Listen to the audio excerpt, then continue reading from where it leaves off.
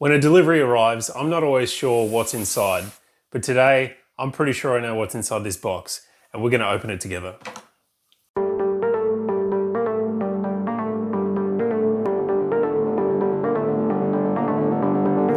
This is something I've been waiting for quite a while, very excited. Doesn't come around very often, so let's open it up. All right.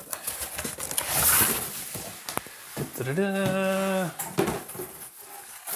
Very cool.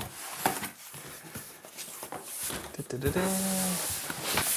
So this is the Xbox Series X, the big guy, the new console, the first of the next generation, and 1 terabyte SSD on the front here. The box is really neat. On the back, we just got a Halo reference, Power Your Dreams. Very cool. But it's what's inside that really counts. So let's take a look inside the box. And I'll try not to destroy it while I'm going, because I kind of like the box and I tend to keep them. Oh, that was a pull tab, but anyway, I cut it. Same with this side. There we go. So, what happens now?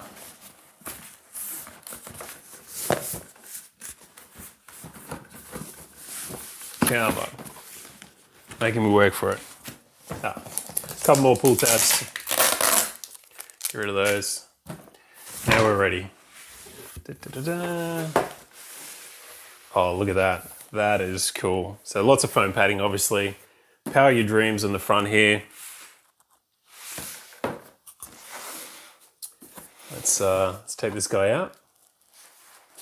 Oh, quite heavy. All right, so this is going to be like a serious PC replacement or comparable to a PC kind of specs right now, which is kind of incredible for something that's going to sit in your living room under your TV. So let's take this over off. Cool, there we go.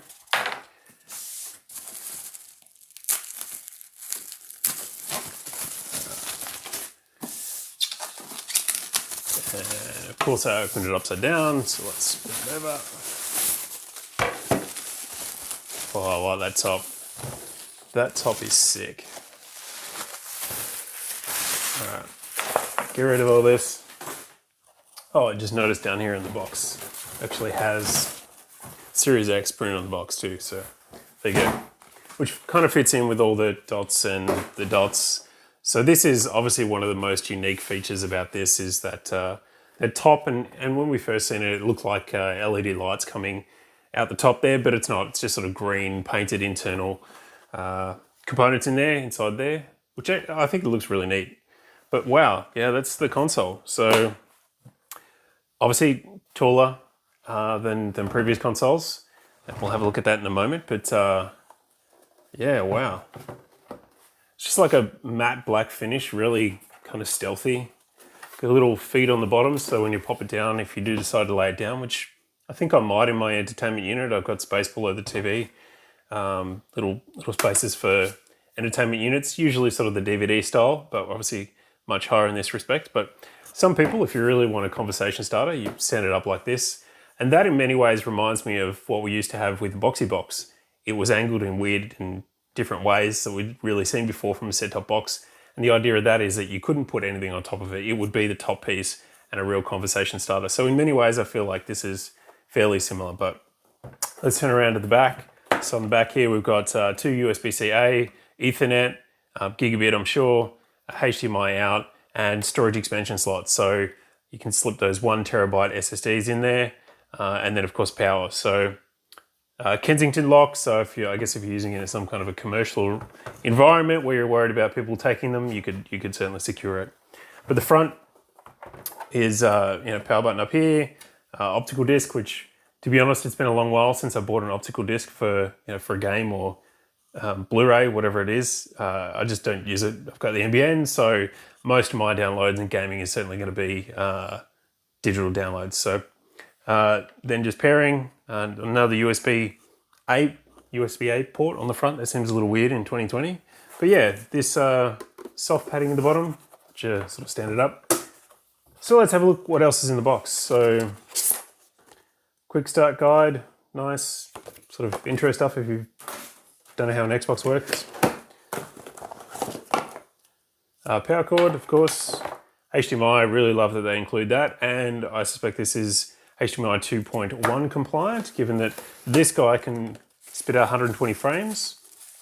So if you're fortunate enough to have a TV that is 120 frames, might have a computer display or something you want to connect it to, but you will need the right HDMI to be able to enable that. And then the new controller. So, wow.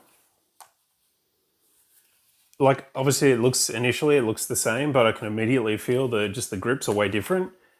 It feels really good in your hand, and then you've got the new share button in the middle. So I'm somebody who usually games with the Xbox Elite controller, and so this will be a really kind of tough decision now as to which one I'll be using. Neat, I like it. Comes with a couple of batteries. So yeah, Xbox. I have to update that with the added new share button to the Elite controller. That would be good. And I think it's just kind of like manuals and stuff in here after that. So nothing particularly interesting, but this is the Xbox Series X. And just as a basis of comparison, here is the Xbox One X. So we put them together. We can see it's much wider. It's actually, kind of the same height, really. Like when we think about it, kind of the same height as the original, which is cool. So we lay it down. So pretending we're going to be in the entertainment unit, you're going to be, I guess it's going to be this way, and this one is normally this way. So that's the kind of difference, really, much higher. So that won't fit in some entertainment units, I'm sure. But, if you're a gamer, you'll find a way to make it work. One more comparison, the original Xbox 360. Not the original Xbox, but the Xbox 360. Fairly similar. Obviously, the Xbox One X was even thinner, and now we're just sort of beefing it up. So I would actually happily take a much larger form factor for the console if it means the horsepower required to play 4K gaming, which this guy certainly looks the goods for. So that's it for the unboxing. If you've got any questions, leave them in the comments below.